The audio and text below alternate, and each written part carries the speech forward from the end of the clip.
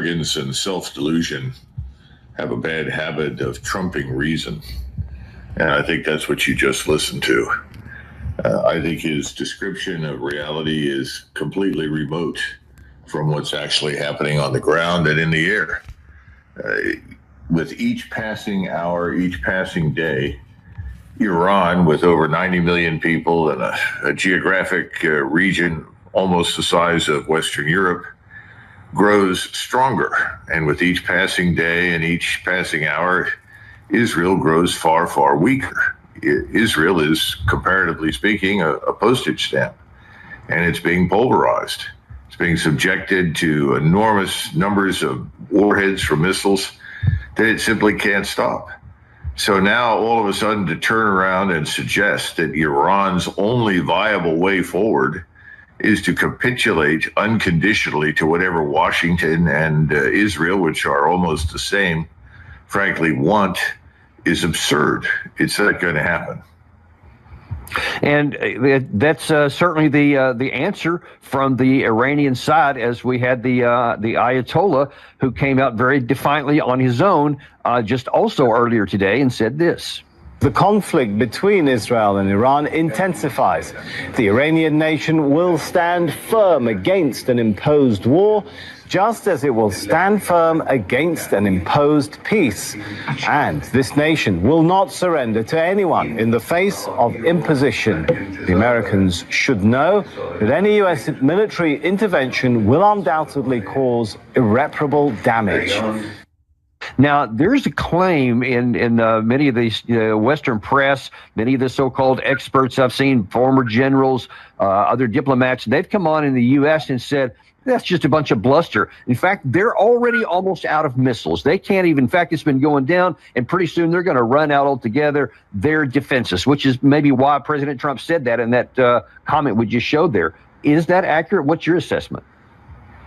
Well, look, the same people who are making these arguments right now about Iran are indistinguishable from the people that made the arguments about Russia's weakness. Russia was running out of ammunition. Russia was running out of tanks.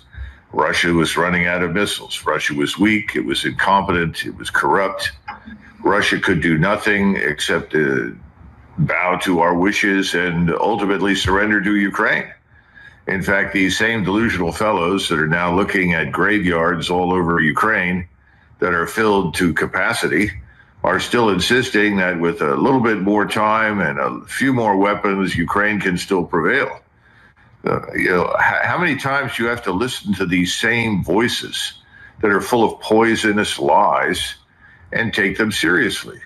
Americans aren't paying any attention. Let's face it right up front. Our three... I had to get it.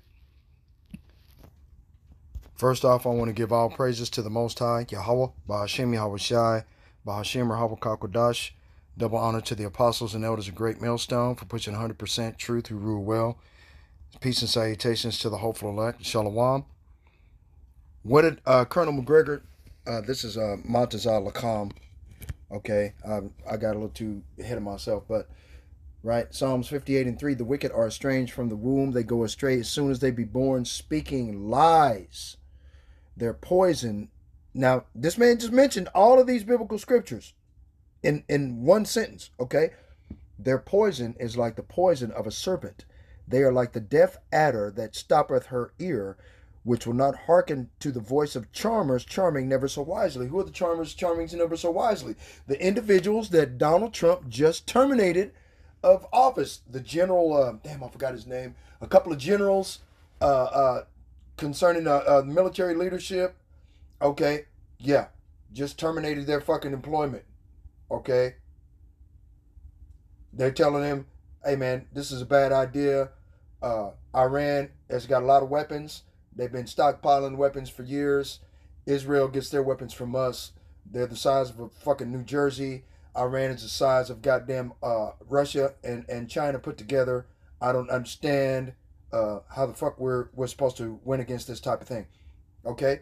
Now, keep watching because I'm going to put a collage of different videos together so this way you can see where Colonel McGregor is coming from, right? Up front. Our three branches of government consist of one, basically Congress and the White House as one branch, the so-called military-industrial complex, which for the sake of discussion consists of active and retired flag officers, primarily 4 stars, and then the mainstream media. Those are the three branches of government. All three branches are saying the same things now about Iran that were said about Ukraine. They're not really discussing Ukraine very much because they have nowhere to go. We've already lost our position in Ukraine. So now the decision is to shift focus and shift the distribution of resources to Israel on the assumption that, well, we're in a new ball game here and we can win it. And that's the way these people look at it. Well, to some extent, it is a game for the three branches of government that I just described. Truth doesn't matter. You can spend as much as you want. You can use whatever you want, because in their minds, Iran cannot possibly win. Israel is going to inevitably be victorious. Well, that's not true. And right now, the rest of the world is rallying to Iran. Israel is running out of everything. Air defense missiles, strike missiles, whatever, you name it. Their skies are not their own. Their skies are full of Iranian missiles and attack drones. They are losing this war. They started a war without understanding what they were doing, which is incidentally exactly what Ben Gvir was quoted as saying. You know, why are you trying to bring in the United States? Well, we didn't understand the power of the Iran's missile arsenal. Effectively, that's what he said. He's right. Only he admitted it by accident in public. Well, the word is out everywhere, but in the United States. And the same three branches of government, the military, the Congress, and then ultimately the mainstream media, are pumping out lies, saying that this is over. And unfortunately, Donald Trump, who has no depth of understanding whatsoever in these areas, certainly no strategic understanding, is inclined to believe what he hears. He doesn't know. So if the same group of 4 stars that told us, 3-4 years ago, Russia was doomed, Ukraine would win, Ukraine is winning, are all telling him now, Israel is going to dominate everything, Israel's going to win, we can go in and deliver the coup de grace. In other words, we can go in one big massive strike, we can turn this whole thing around and Iran will surrender. And he's believing it. Well, and in fact, here's a great example that I could show you the comment from Lindsey Graham yesterday where he's saying, listen, it's regime change on. Let's go in and knock them out and be done with this once and for all. And then Jack Keane talked about the mechanics of how to do it. In my judgment, assist the Israelis in their air campaign by conducting a limited but focused air campaign on using that penetration bombing to eliminate the end of that nuclear end state. And that will be a major strategic achievement. That takes off the table. Think of what it does. Takes off the table the thought of a nuclear arms race in the Middle East. It reduces Iran's as a major power broker in the region. Yeah. And for the congressman to say that we've never been at war with Iran, formally, yeah, but they killed 241 Marines in the 80s. They blew up 2 of our embassies in Lebanon and Kuwait and killed hundreds more. They killed scores of our Air Force personnel in the barracks in Saudi Arabia in the 90s, and it's a documented fact that they developed advanced IEDs to focus on U.S. soldiers in the war in Iraq. Yeah, he just goes through this whole litany of alleged offenses by Iran against us, like why haven't we killed them earlier? But anyway, let's go get them right now. But let's start at the first part of what he said there about this limited, targeted airstrikes, and bam, problem's going to be over. Militarily, is he right? No, Iran is at war. This is not limited anymore in any way. Iran is going to do everything in its power to win this war. For Iran, winning the war means destroying Israel. It has to, because if it doesn't, Israel will continue to make every effort to destroy Iran. So the Iranians have to utterly and completely devastate and flatten Israel. So this is a war. This is not a limited anything. He needs to dump that word limited. And if we enter it, we too will become the target for Iran. And Iran military power will be used against us in whatever way possible. Okay. Let's get Another video. Salakia.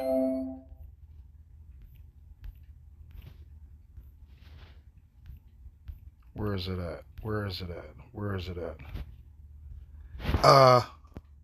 View all. Salakia. I was watching all these videos. It shook me up. Okay. Redacted, right.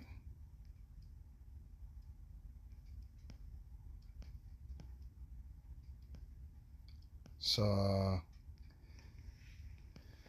okay, hold on. Where is that video I saw?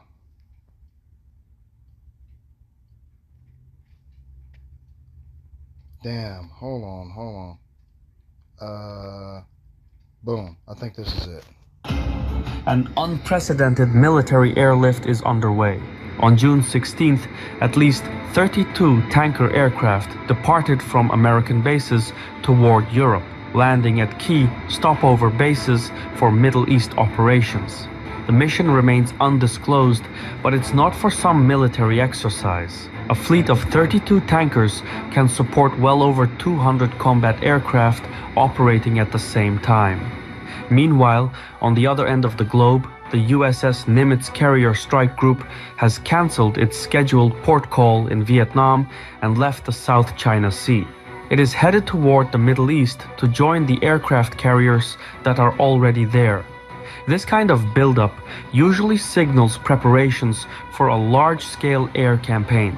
If America plans to support Israel's campaign offensively, these tanker planes and aircraft carriers would be among the most critical assets. In the coming days, the United States may find cause to get directly involved, if it hasn't already. The drumbeats are distant, but they're marching this way. For days, Netanyahu has urged Trump to join the war against Iran. He may have finally given in to the pressure. Recently, he demanded Iran's unconditional surrender and claimed the US knows the supreme leader's exact location but will not target him for now. This story was picked up by nearly 250 sources, so it made quite the headlines. Less noticed, however, is the story of who might replace the supreme leader. Days earlier, Reza Pahlavi, Iran's exiled crown prince, called on the country's security forces to cut ties with the regime and support a mass uprising.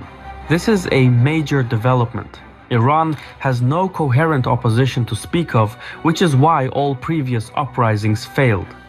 But with the crown prince stepping in as a dark horse candidate, a unified opposition could emerge. This story has barely been picked up though. Only 80 sources reported on it, and most sources lean toward the right. So there's still much to piece together about what comes next.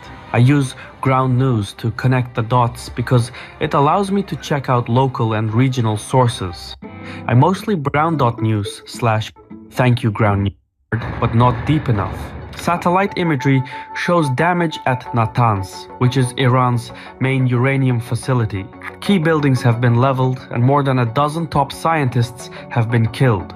This building, for instance, turns weapons-grade uranium into uranium metal, which forms the core of a nuclear weapon. Rebuilding it could take up to a year. However, the real problem remains. Iran's most protected site, the Fordo fuel enrichment plant, is buried deep inside a mountain near Qom. Encased in reinforced concrete, the facility is believed to be beyond the reach of any Israeli weapon known to exist. It was built in secret and only publicly unveiled in 2009. Since then, Fordo has been at the center of international attempts to curb Iran's nuclear program. But Iran has other ultra-secure facilities to rely on besides Fordo. Tehran has recently been building an even deeper, more fortified site known as Pickaxe Mountain Plant. It is built straight into a mountain just a few kilometers south of Natanz. While Fordo is believed to have 2 tunnel entrances, Pickaxe has at least 4, making it much harder to seal off by bombing. Its underground chambers are also believed to offer more floor space. Iran has barred the IAEA from inspecting the site, so most of what is known about Pickaxe comes from open source leaks and a fair amount of speculation. However, if Iran decided to assemble a nuclear weapon while under attack, this is the place they would do it. Conventional bombs simply can't reach it. Israel's best bunker busters, like the US-supplied GBU-28, can penetrate up to 6 meters of concrete, but that is nowhere near enough for the hardened chambers of Pickaxe or even Fordo. The only weapon that stands a chance of getting through is the GBU-57 Massive Ordnance Penetrator. This 13,000-kilogram bomb can smash through 61 meters of concrete. It is the most sophisticated bunker buster we know of. But only the US Air Force can deploy it, using the B-2 bomber. No other aircraft is configured to carry it, and Israel has no B-2 bombers. So, to destroy Iran's nuclear program, Natanz, Fordo, and Pickaxe will have to be taken down, and only America can pull the trigger. Admittedly, air power alone may not be enough.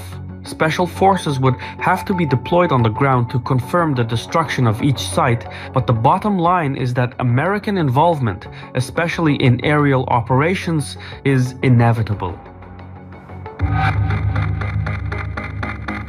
Most of the US tanker aircraft landed in Italy, Spain, and Germany at bases that typically serve as launch pads for operations in the Middle East.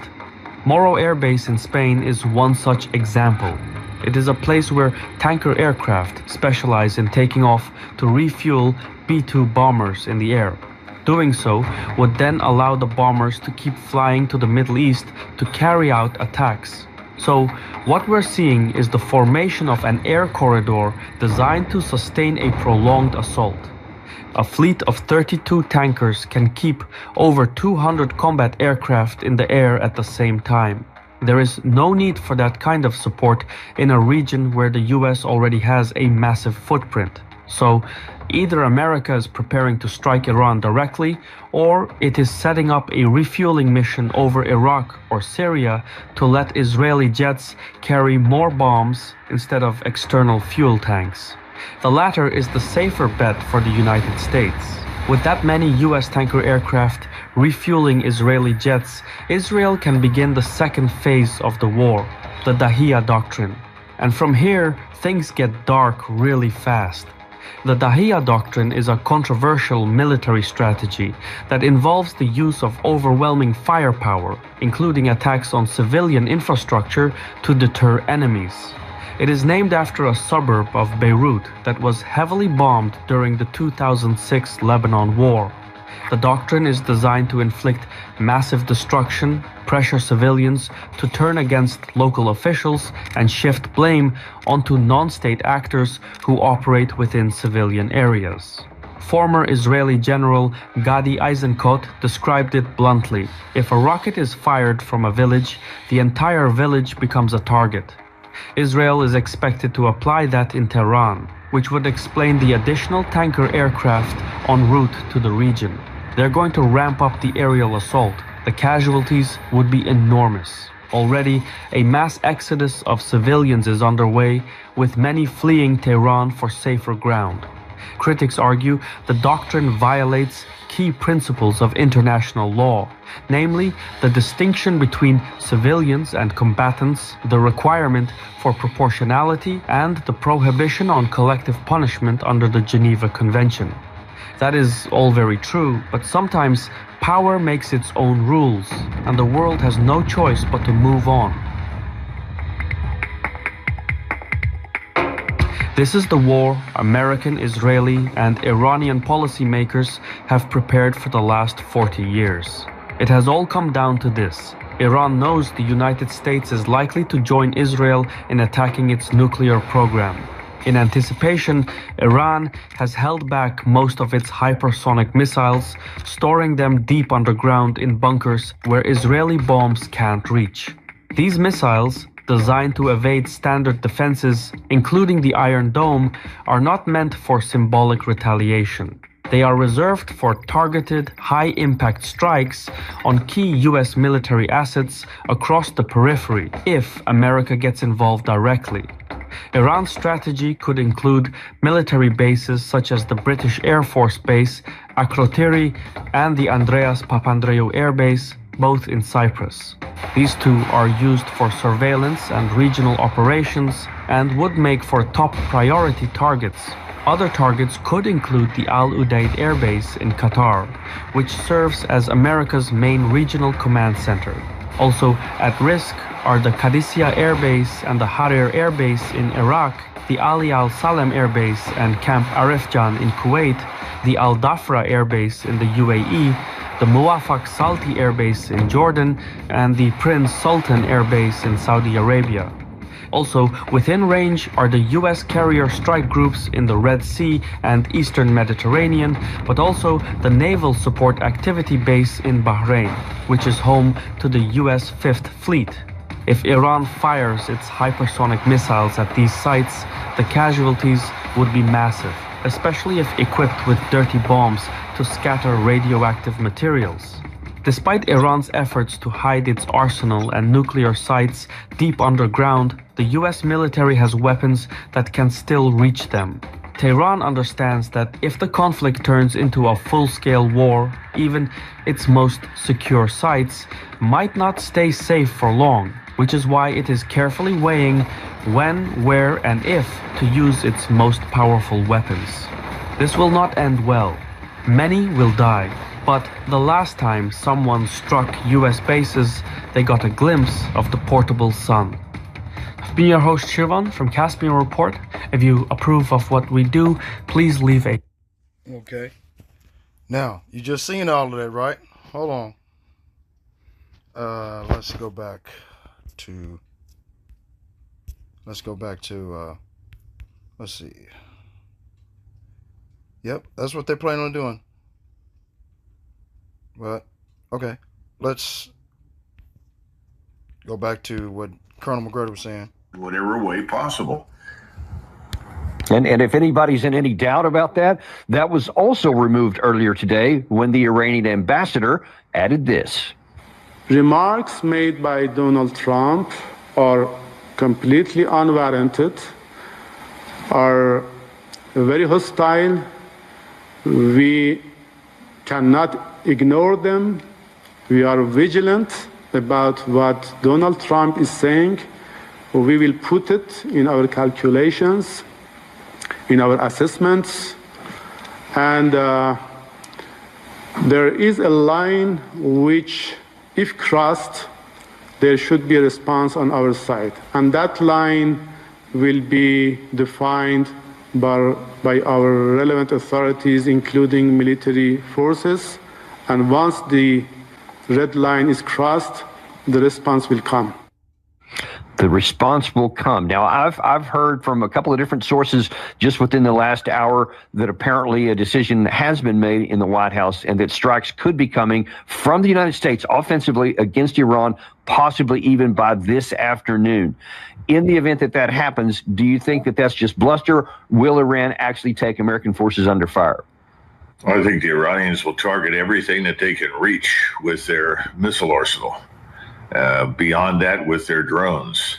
Will they be able to harm us here at home? I suspect so. But remember that the first damage that Americans will feel, and this is critical, because in all of the previous operations that we've conducted since 1990, there was no real sense of pain here at home. But the Americans will feel the economic impact. And that's going to come as a result of the disruption of the oil flow and other things, along with natural gas and the markets. And we're already very fragile financially. We've been printing money as though it doesn't matter, and it's about to catch up with us in a dramatic way. Our treasury market is going to implode. We can't sell any more debt anyhow. So the bottom line is we're going to feel the pain at home this time around in ways that we never felt before. That's going to sour the American people pretty quickly on everything that everyone is discussing in Washington. Well, and probably the first target to that, I fear, could be our troops. I've mentioned several times that, all these far-flung bases, especially in Iraq and in Syria, many of them have barely even any tactical air defense, but certainly they don't have any strategic air defenses like the Iron Dome, the Patriot system, THAAD, et cetera, which we see graphically shown. Even that is very, very porous. Apparently, it's getting less than 10% in reality of the incoming ballistic missiles that Iran has been firing. And all of these bases here will be wide open. There was a specific danger, though, that I think not many people are aware of. It's not just hitting our bases, but as military summary showed this morning, there is a bigger threat to our Navy. First of all, about the Middle East and about the possible trap. During the previous days, the United States of America were focused in deploying additional forces and troops in this area. U.S. builds up strike group of Iran, aircraft carriers, tankers, and alarm signals. Washington has sharply increased its military presence in the region amid the escalating conflict between Israel and Iran. Yeah. So, of course, we see that obviously this is a part of Iranian plan to block completely the Persian Gulf. Of course, the main purpose of this blockade is not just to probably stop the international trade or something like this. The most important probably goal and task of the Iranians is the American bases in this area. According to information we have, the United States of America have lots of bases on the territory of Kuwait, Bahrain, Qatar, the United Arab Emirates, and the most important, the United States of America has their Navy base on the territory of the state by the name of Bahrain. And currently there are ships, military ships of the United States of America. And obviously we understand if something happens between the United States of America and the Iranians, obviously the United States of America will have no chances for evacuation their fleet from the area of Bahrain through this Persian Gulf and then further in the direction of the Gulf of Oman and further in the direction of the Indian Sea, because obviously the fleet of the United States of America would be immediately destroyed by missile strikes carried out by the Iranians. Do you think that Iran would actually target our fleet at Bahrain? Yes, without hesitation. Yes, without hesitation. Okay. Isaiah chapter 13, verse 4. The noise of a multitude in the mountains, like as of a great people, a tumultuous noise of the kingdoms of nations gathered together. The Lord of hosts mustereth the host of the battle. They come from a far country, from the end of heaven, even the Lord, and the weapons of his indignation to destroy the whole land. Not only is this going to happen over there, but as soon as Donald Trump goes off into Agent Orange, of course, goes off into this war, because the least of the flock started the fight, okay, that they knew they couldn't win to start with, in order to bring them deliberately and using human hostages, United States citizens as human shields against Iran in order to provoke America, USA, Agent Orange, Donald Trump, and his military industrial complex to enter into this fight. Right? Here we go. Howl ye for the day, Isaiah chapter 13, verse 6. Howl ye, for the day of the Lord is at hand. It shall come from a destruction from the Almighty. Therefore shall all hands be faint, every man's heart shall melt. Right? Verse 9. Behold, the day of the Lord cometh cruel, both with wrath and fierce anger, to lay the land desolate. He shall destroy the sinners thereof out of it. So these Esau Edom is pretty much fucked in the game. Okay? Right? Jeremiah chapter 50, verse 25. The Lord hath opened his armory, and hath brought forth the weapons of its indignation. For this is the work of the Lord Yahweh Ba'ashim Yahushai of hosts in the land of the Chaldeans. Come against her from the uttermost border, open her storehouses, cast her up as heaps, destroy her utterly, let nothing of her be left. Verse 29. Call together the archers against Babylon, all ye that bend the bow. Camp against it round about. Let none thereof escape. Recompense or payback her according to her work. And what is the works of Babylon the Great? Bullying people, rape, murder, pillage, theft of land, theft of national resources, forced indentured servitude and enslavement of the indigenous populations of the different countries in which they held sway over: France, Italy, Spain, all of these, Ireland, Scotland, the European nations. All these were all occupied by dark-skinned, swarthy people. That's the reason why the Edomites called it the Dark Ages, because it was ruled over by us for 1,000 years during the Byzantine Empire. Okay? During that time, Esau Edom was at the fucking bottom. He's where the Negroes, Latinos, and Native Americans are, scattered across the entire world, are right now. That's where they were for 1,000 years. Okay? So they're going to go back into the bottomless pit. That bottomless pit is they're going to go back into the goddamn caves where they belong. Okay? Yeah, that's where they're going. And nothing can be done about it, man. Okay? Isaiah chapter 13, verse 11. And I will punish the world for their evil and the wicked for their iniquity. What is iniquity? Sin added upon sin. And I will cause the arrogancy of the proud to cease, and will lay low the haughtiness of the terrible. Right? Where was we at? Jeremiah chapter 50, verse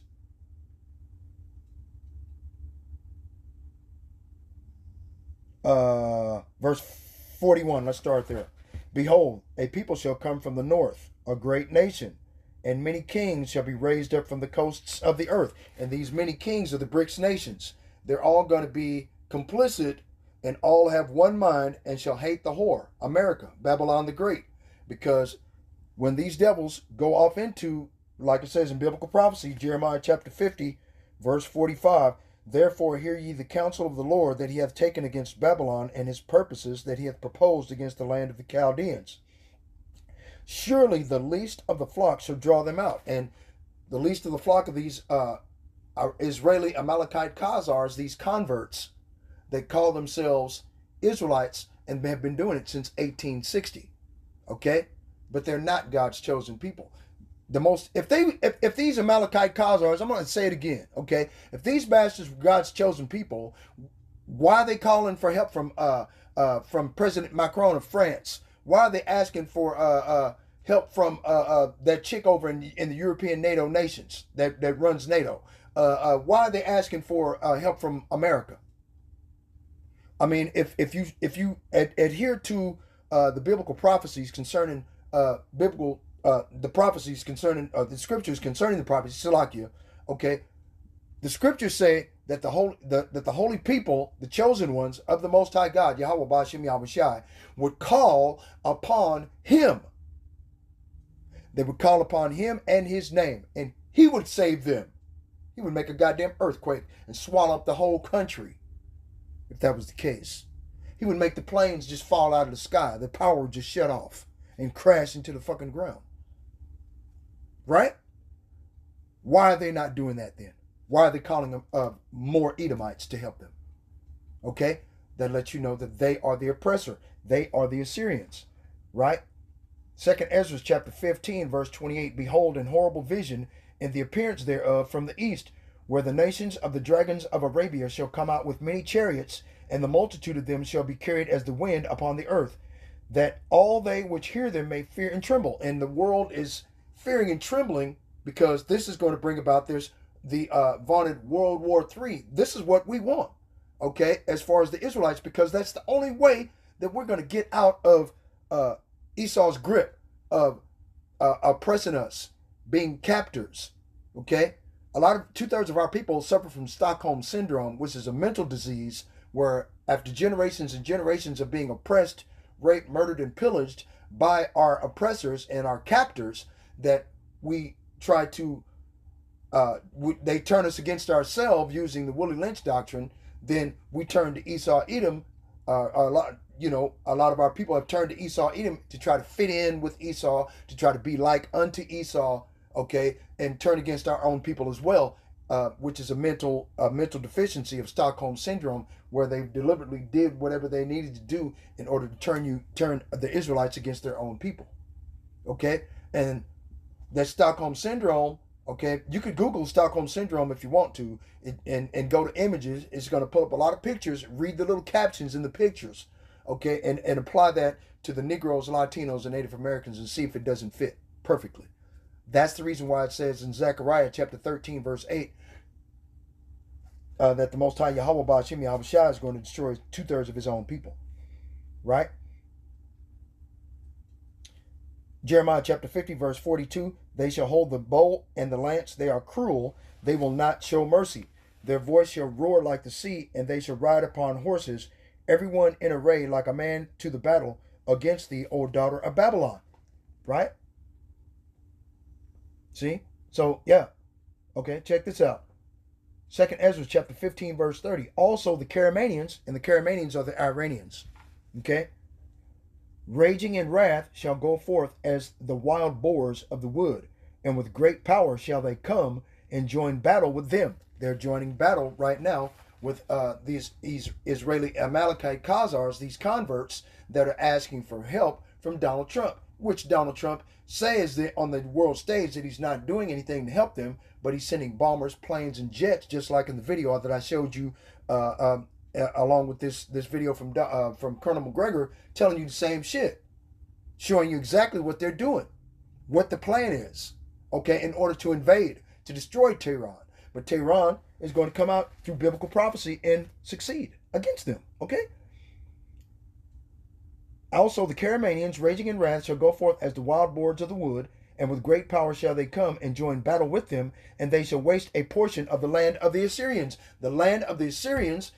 Now remember, the Assyrians were a naturally oppressive people, and the people that oppress the modern day Assyrians are the Israeli Amalekite Khazars and these converts. Okay, those that call themselves Jews and are not, but are of the synagogue of Satan.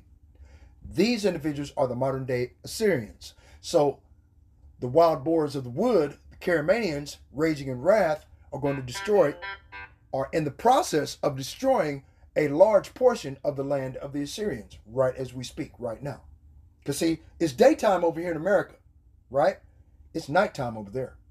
Not only they're getting bombed constantly, it's going to be a constant bombing day and night until there's hardly going to be anything left. The Ayatollah Khomeini, where Donald Trump says, we know exactly where you're at. Fuck that. Ayatollah Khomeini is in Russia. That's the reason why Donald Trump says he ain't going to do a goddamn thing. He can't do any goddamn thing, because if he tried to do over there trying to bomb Russia, that's World War III. America turns into a land of, a lake of burning fire and brimstone within the space of a fucking hour. Straight out, man. It's biblical. Okay? So he's trying to be very careful by saying, oh, we can take him out at any time we want with that tough guy bullshit. Bullshit. Khomeini's in Russia. You ain't finna do a goddamn thing to him. Or the top generals. Okay? Because he took the top guys with him, but he left sycophants over there to put things together. Okay? So the Israeli went over there and killed all the sycophants, so now his top generals got to hire some other cats to go over there and take their place. Come on, man. And then the Russian generals and Vladimir Putin, Gog, and the land of Magog, the land in which Vladimir Putin sits is Russia, is helping these people out. Then you got Moab. Moab is coming in to help. Okay, the children of Lot. You think Ammon, the Japanese, they don't want to drop a bomb on fucking America for what they did to them 80 years ago, back in World War II? Come on, man. And you just heard on the video where they're going to put a miniature sun, okay, in the so-called Middle Eastern area. Well, what's his name? What's his goddamn guy? Bibi Kowalski, a.k.a. Benjamin Nothing Not a Jew. He's going to use the Samson option. If he doesn't have a choice, he's going to use the Samson option. That means total obliteration of all the nations around them. That includes Saudi Arabia. That ain't got nothing to do with the shit. Iraq, Libya, Syria. Okay. The Samson option tells them to destroy every goddamn body. Period. Because that's what Samson did. You know, on the day of his death, he pushed against the pillars and he killed over 3,000 to 4,000 Philistines that day. He killed more people in at the day of his death than he did of his entire life.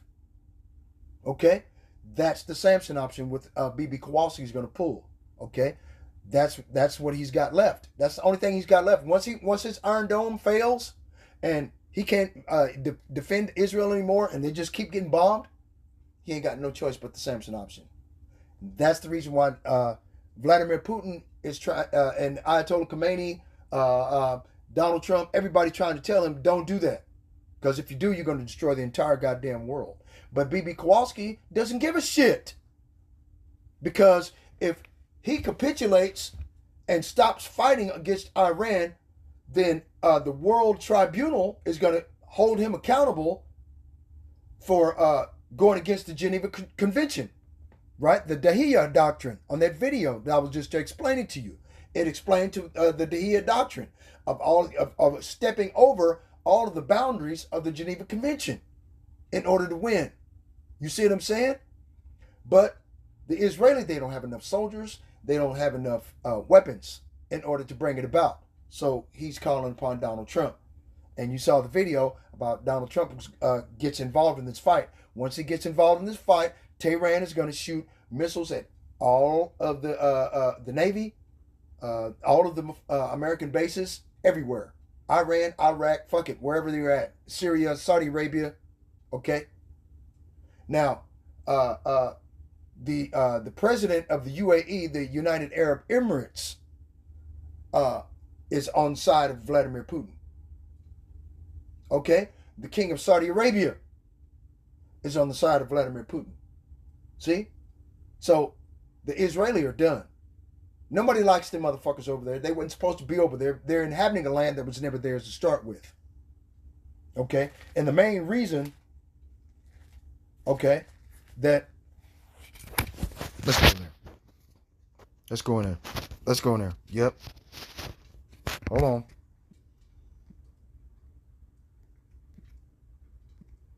Hold on.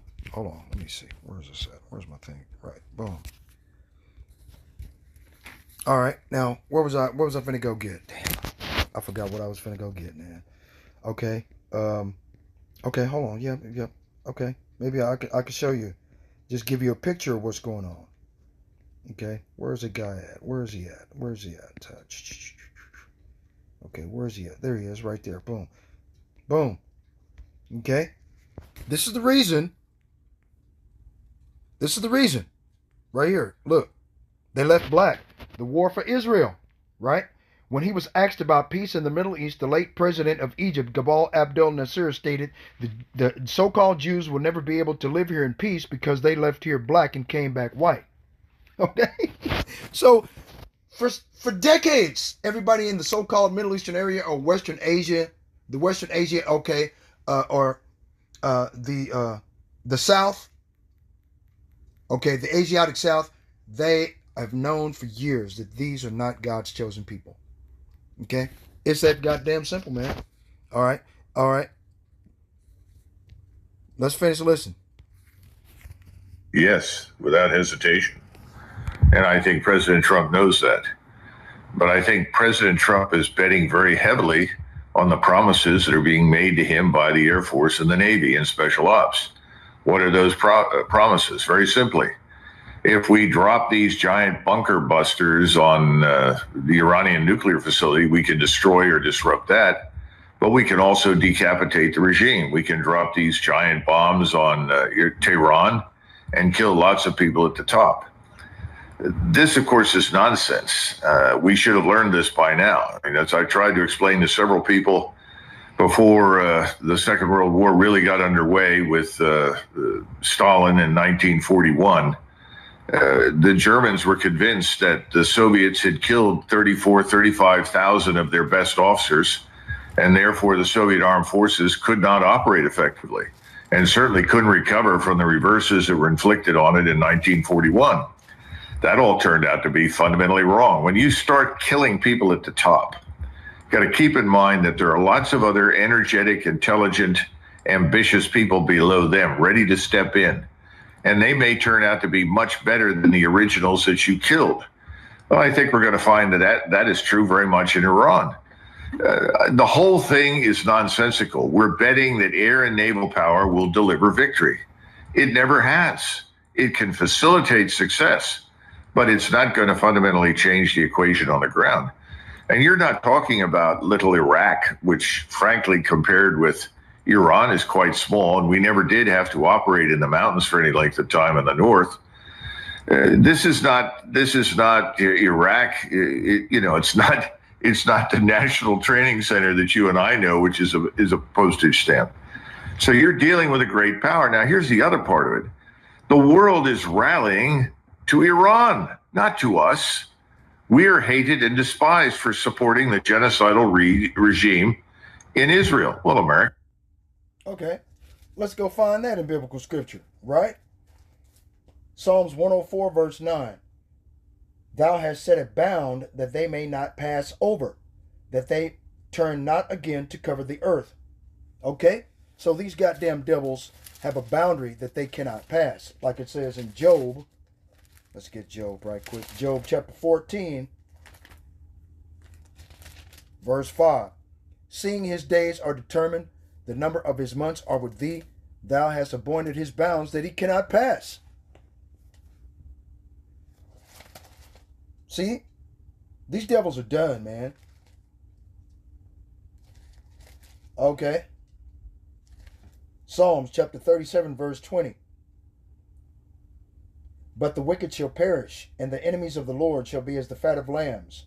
They shall consume, into smoke shall they consume away. See? So it's just telling you that they're done. Okay? Now let's go over here to Jeremiah, right? Chapter 49. Wasn't it? Where was it at? Jeremiah chapter 49, verse 15. For lo, I will make thee small among the heathen and despised among men. Remember what he said? Hold on, let's go back. See if we can. Let's go back a little bit. Hear what he said. The world is rallying to Iran, not to us. We are hated and despised for supporting the genocidal regime in Israel. Well, okay. We're hated and despised. Hold on, let me read it again.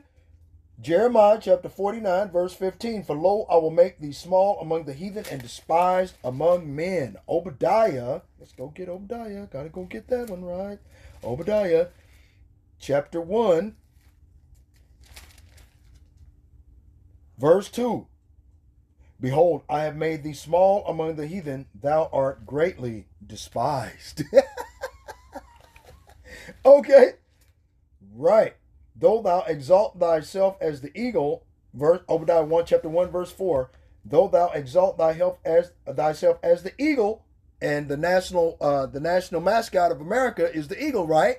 Donald Trump just signed that this fucking year, wasn't it? Okay.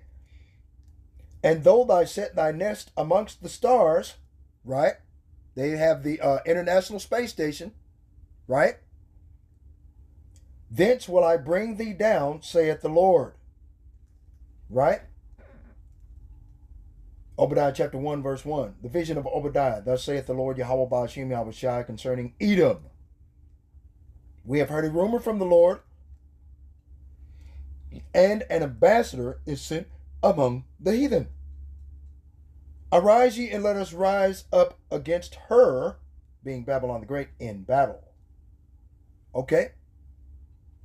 These people are done, man. Ain't nothing else they can do. Let's see. Where was I at?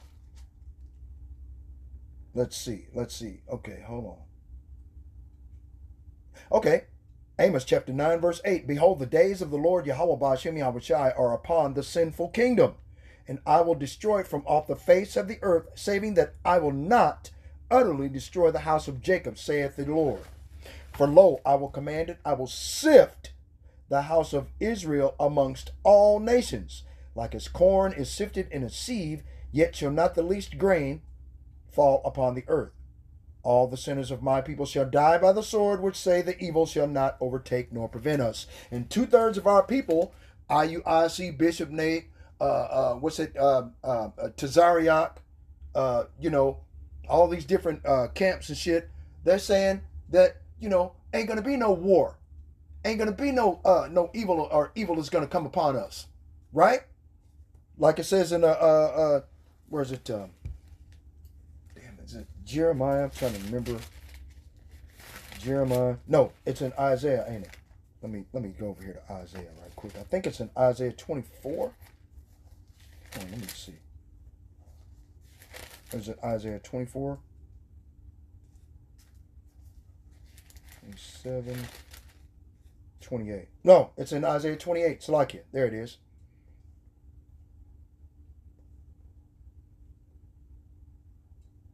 Okay, verse 12. Isaiah 28, verse 12. To whom he said, this is the rest wherewith ye may cause the weary to rest, and this is the refreshing, yet they would not hear. And 2/3 of our people are listening to these goddamn camps.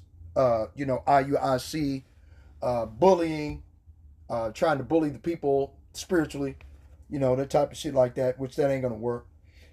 But the word of the Lord was unto them precept upon precept, precept upon precept, line upon line, line upon line, here a little and there a little, that they might go and fall backward and be broken and snared and taken. So that's the reason why 2/3 of our people believe that nothing's going to happen. The Most High, ain't going to do nothing. He will not do good, neither will he do evil. And this is the wickedness of 2/3 of our people that make that are going to be visited of the Lord of hosts with thunder, like it says in Isaiah 29 and 6. Okay. Thou shalt be visited of the Lord of hosts with thunder and with earthquake and with great noise, with storm and tempest and the flame of devouring fire. Okay. Verse 10, Isaiah 29, verse 10. For the Lord Yahweh Ba'ashem Yahweh Shai hath poured out upon you the spirit of deep sleep, and hath closed your eyes. The prophets and your rulers, the seers, hath he covered. And the vision of all is become unto you as the words of a book that is sealed, which men delivered to one that is learned, saying, read this, I pray thee. And he said, I cannot, for it is sealed. And the book is delivered to him that is not learned, saying, read this, I pray thee. And he said, I am not learned. Wherefore the Lord Yahweh Ba'ashem Yahweh Shai said, for as much as this people draw near me with their mouth and with their lips do honor me, but have removed their heart far from me, and their fear toward me is taught by the precept of men. That's the reason why 2/3 of our people are going to be cut off and die. Right? Isaiah 28, verse 14. Wherefore hear the word of the Lord, ye scornful men, that rule this people which is in Jerusalem, a people before it's a place. Because ye have said, we have made a covenant with death, and with hell are we at agreement. Okay? And IUIC, we believe they took the bag. Why are they speaking against the Most High Yahweh? That's ridiculous. Why would you talk and speak against the Most High? You know what I mean? It doesn't make any sense that you would speak against the Most High. Okay? Because ye have said, we have made a covenant with death, and in hell are we at agreement.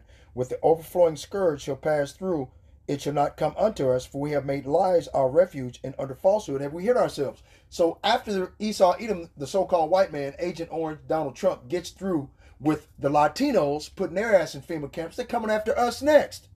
Ridiculous dumbasses, man. Okay. Isaiah 28, verse 17. Judgment also will I lay to the line, and righteousness to the plummet. And the hail shall sweep away the refuge of lies, and the waters shall overflow the hiding place. Right? And the waters of truth, right? For out of his belly of a righteous soul shall flow rivers of living water. And this living water is the truth of the biblical scriptures. Who the Israelites are, and what Esau Edom, the so-called white man, has been doing to our people for centuries. Okay? Verse 18. And your covenant with death shall be disannulled, and your agreement with hell shall not stand. When the overflowing scourge shall pass through, then shall you be trodden down by it. So it doesn't matter if they took the bag or not. Esau Edom is still going to look at them all at the same. Okay? He's all going to look at them all the same. Ain't going to change. Because you're Israelites. Doesn't matter if you're from the tribe of Judah or from the tribe of Issachar, or if you're from the tribe of Zebulun, Naphtali, Manasseh, Ephraim, okay, Asher, okay, Gad, Reuben, Simeon, okay, it doesn't matter. Okay?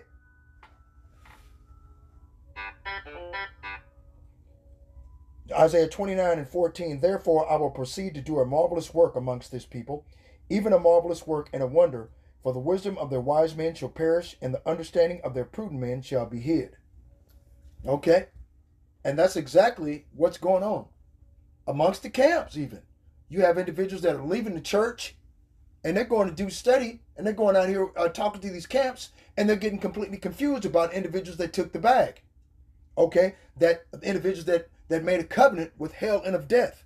Now, who represents hell and death on earth? Let's go over here to Habakkuk. Okay. Chapter 2.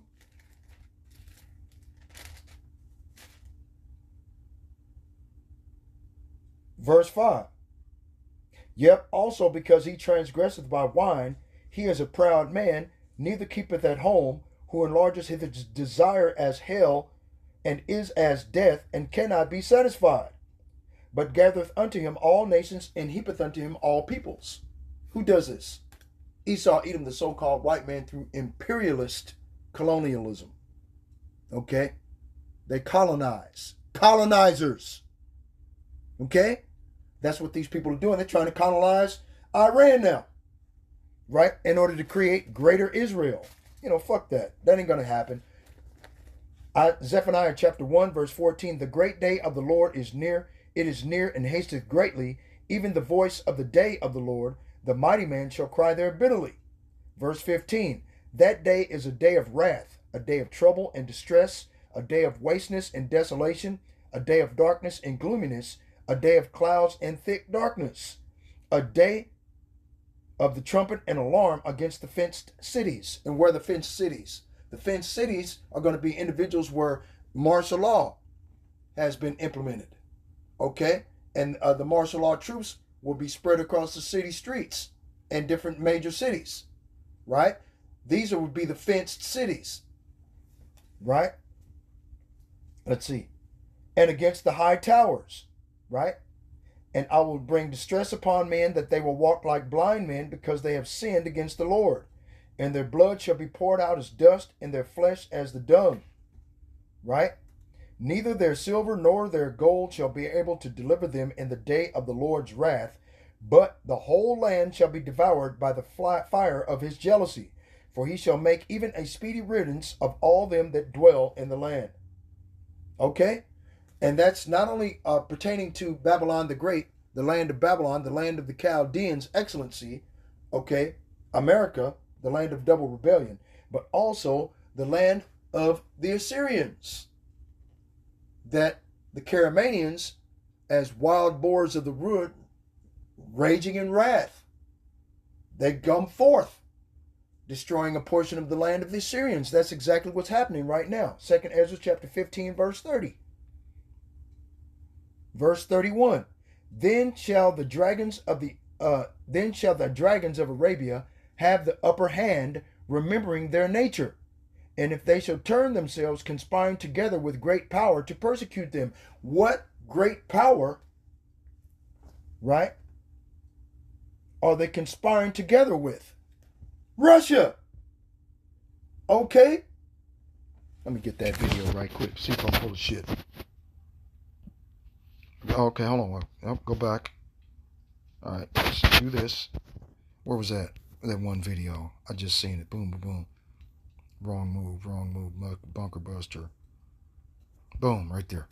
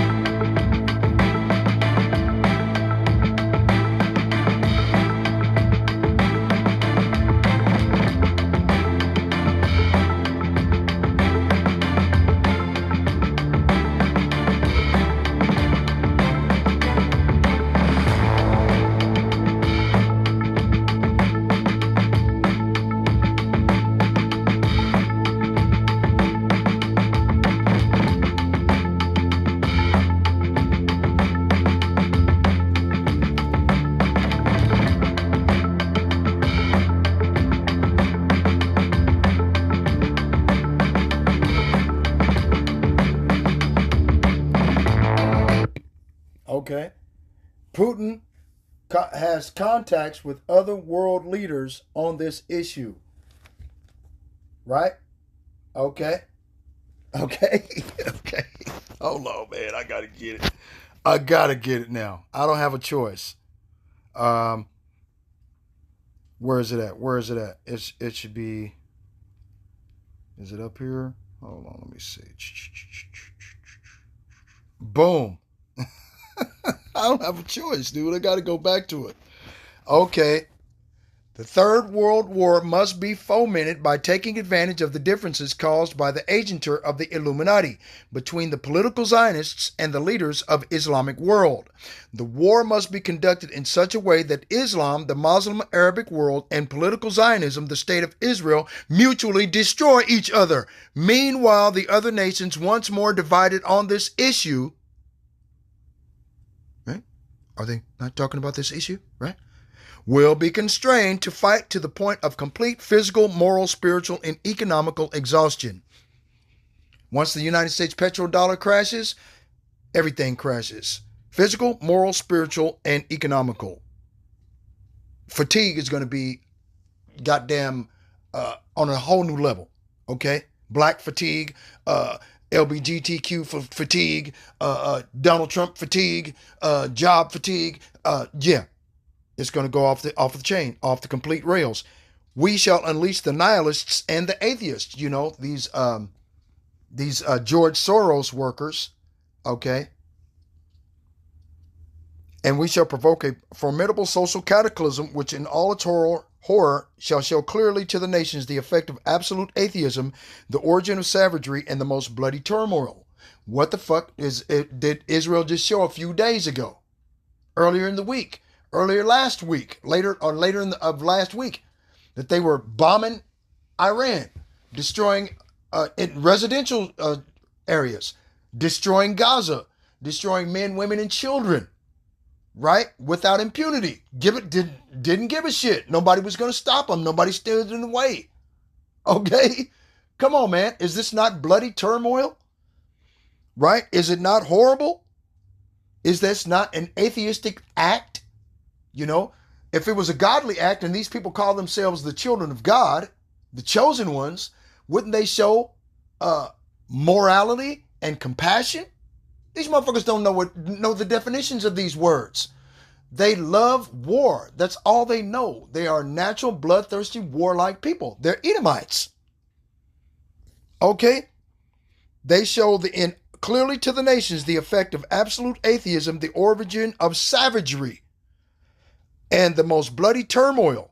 Then everywhere the citizens obliged to defend themselves against the world minority of revolutionaries will exterminate those destroyers of civilization, and the multitude disillusioned with Christianity, whose deistic spirits from that moment will be without moral compass or direction, anxious for an ideal but without knowing whether to render its adoration, will receive the true light through the universal manifestation of the pure doctrine of Lucifer. And this is Esau Edom's way to control the people here in America. Okay, by shutting down everything, carbon footprint, you know, they want you to stay in your house at all the goddamn time where they can control mainstream media, what you do. In order to pay your bills, you got to have the radio frequency identification microchip in order to worship the image of the beast, or in other words, in order to participate in their cashless society or participate in their system. Okay. That's the only way that they'll be able to keep your digital identification, your digital medical records, and have your digital money. And whatever you do online concerning your social credit score, okay, determines how much money that you'll get, or if they just shut off your chip altogether. Okay, because if your credit score is below a certain threshold, they're going to shut off your chip. Fuck you. Starve to death. Then they're going to come and put you out of your house, put you out in the street. But you already took the mark, right? You're screwed. Either way, it doesn't matter. You see? Anyway, let's get back to this video. Hold on.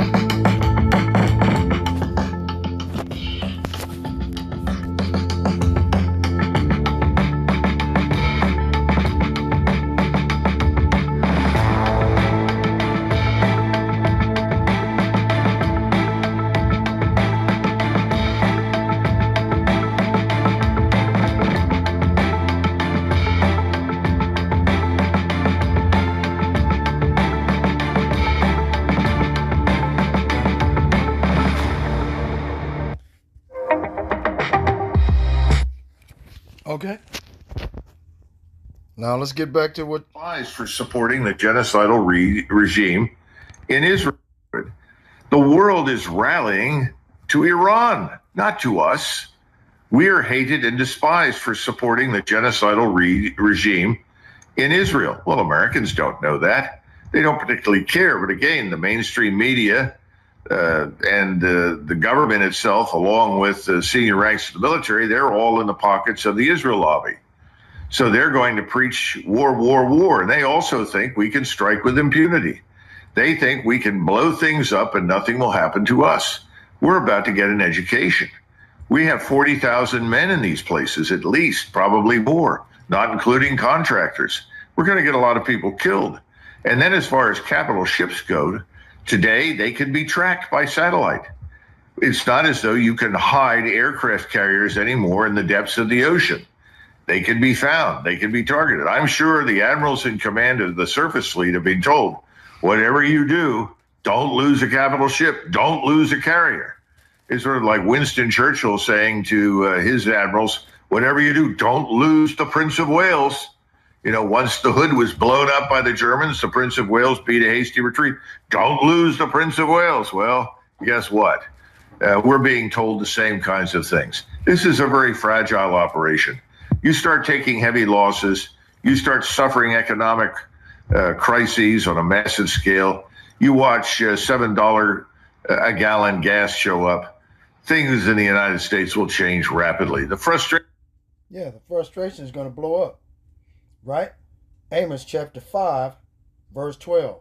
For I know your manifold transgressions and your mighty sins. They afflict the just, they take a bribe, they turn aside the poor in the gate from their right. Okay?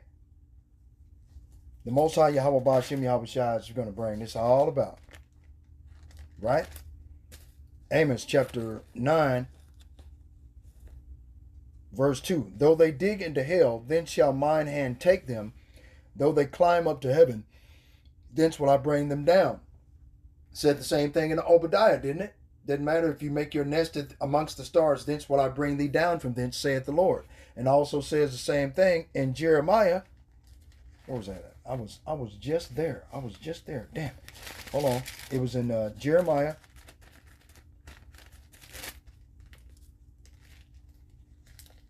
Damn. Salakia, I lost my place, man. That's all good. Yeah, it's okay. It's okay. It's all good. Yeah. Well, anyway. But like I said before, the Most High Yahweh Ba'ashem Yahweh Shai says he's going to bring them down.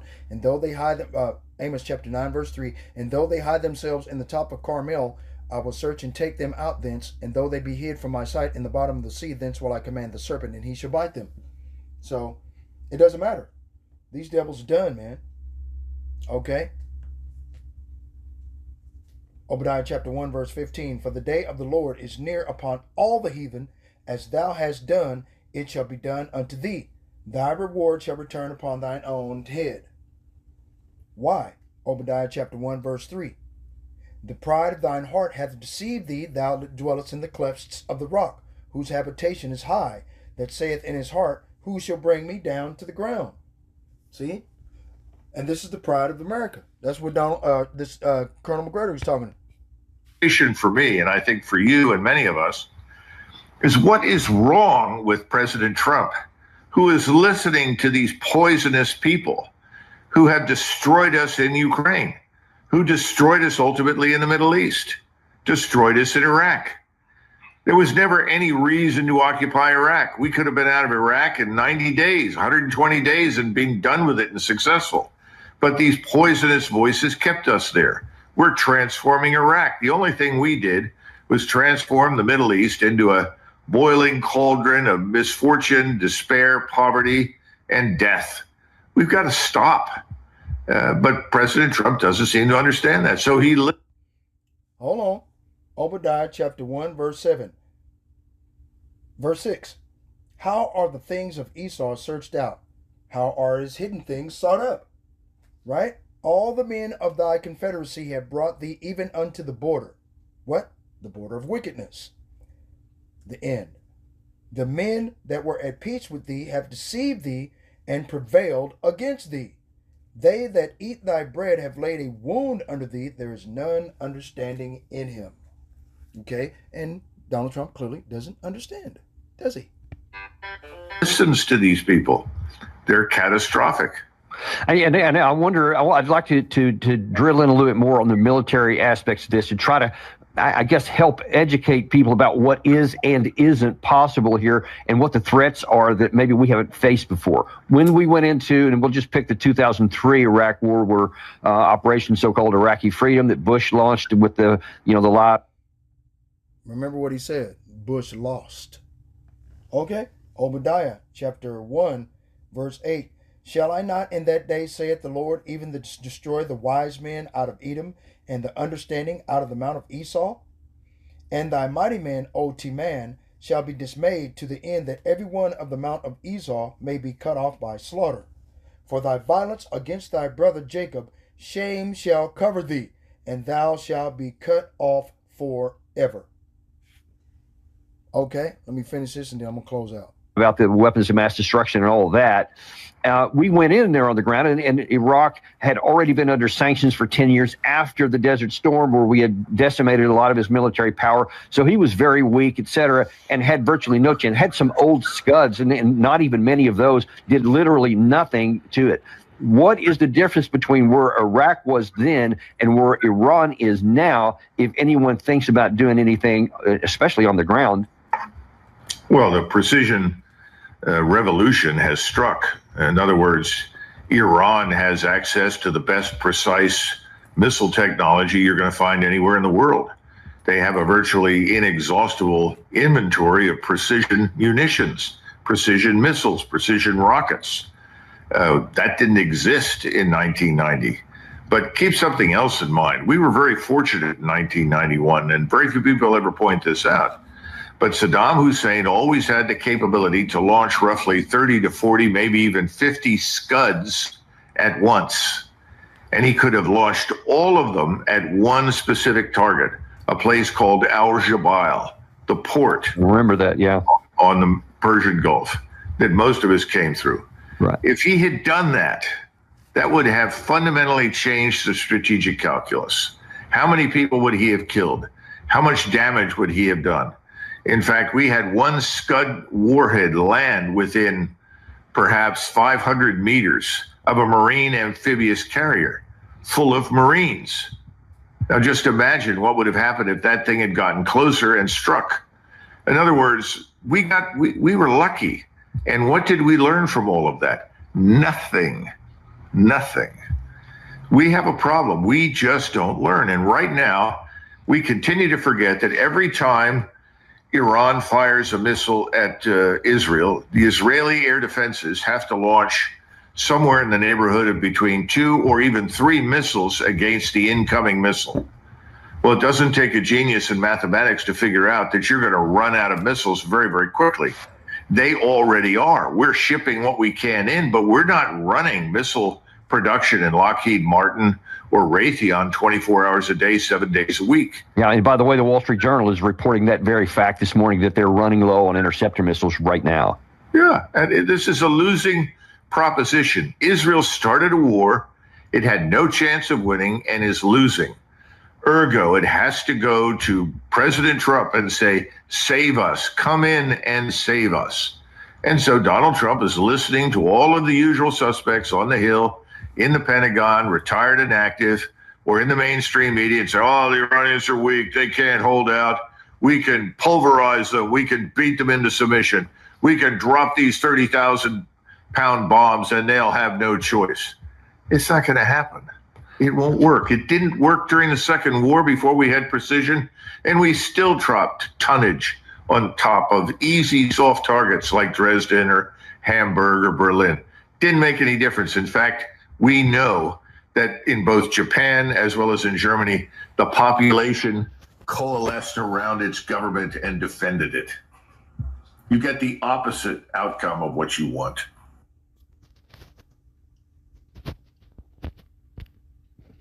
Get to the next part. Okay. Now, they're trying to cover up the bullshit. Right? What does it say? Iran censors damage reports as interceptors run low. Here, and this is about some of the stuff going on inside of Israel. And look, a lot of this is very counter-narrative, and it's definitely counter to a lot of what you're going to hear on national television. Let's start with the first one, because this is very important to me. But let's put it up there on the screen. Israel is now running low on defensive interceptors. So this is according to U.S. officials, quote, raising concerns about the country's ability to counter long-range ballistic missiles. Now, this actually fits with something we're about to show you, which were some strikes by the Iranians on downtown Tel Aviv, or sorry, in populated areas of Israel in the middle of the day. Now, why does this matter? And actually put this out on Twitter, Crystal. You know, there's been a lot made on cable news about the, you know, stupendous Israeli operation against the Iranians and the incompetence of the Iranian military. You can't deny that. When you have guys in a single bunker and your whole command and control structure is getting taken out, yeah, that's pretty embarrassing. Not even embarrassing. It's just basic incompetence at that level. Their ability to basically be penetrated by Mossad and all of that. Humiliating. But what does it say about Israel that they launch an operation and less than a week later, they are already running out of interceptors? And so what does that say? Well, it says that, you know, who does have some interceptors? Oh, me, actually. And me and the rest of you, our fellow U.S. citizens. So the plan was basically, we can't handle this on our own. They knew it from day one. Absolutely. Remember, they're running low on interceptors, and according to them, they've taken out 2/3 of ballistic missile launchers. So what if they didn't take them out? They would have run out 3 days ago. And so you're actually already seeing panic inside of Israel because they know. They can look at the math and say, hey, this is not good. And already we're watching ballistic missiles hitting various different targets. So with all that said, guys, can we put some of this up here on the screen and just show people, you know, this is some of the latest that's coming out of Israel. I mean, these are crazy ass images. These are in the middle of the day. And this is a major hospital. It's called the Soroka Hospital, which according to the Israelis, it's in southern Israel, direct hit by Iranian missiles. Apparently it services over 1 million people. We don't yet have some of the casualty figures and all of that has come out. But I mean, look at this in the middle of a city. You have a ballistic missile that's come down in the middle and is basically leveling this entire thing. These are crazy images, and these are in the middle of the day, not even launched at night. It just So that their own tongue shall fall upon themselves. Right? Psalm 64:8. Now, this is an excerpt from one of the Edomites that was talking shit about, you know, what they have in common with those Amalekite converts over there. We do not halt Israel's genocide because we as Americans are Israel, infected with the same white supremacy and intoxicated by our domination of the globe and the power to obliterate others with our advanced weaponry. Their vaunted democratic values, morality, and respect for human rights claimed by Israel and the United States has always been a lie. It's been a lie. It's been a lie. The real credo is this. We have everything. And if you try to take it from us, we will unalive you. Color, people of color, especially when they are invulnerable, do not count. Therefore, their hopes and dignity and aspirations for their outside the empire are worthless.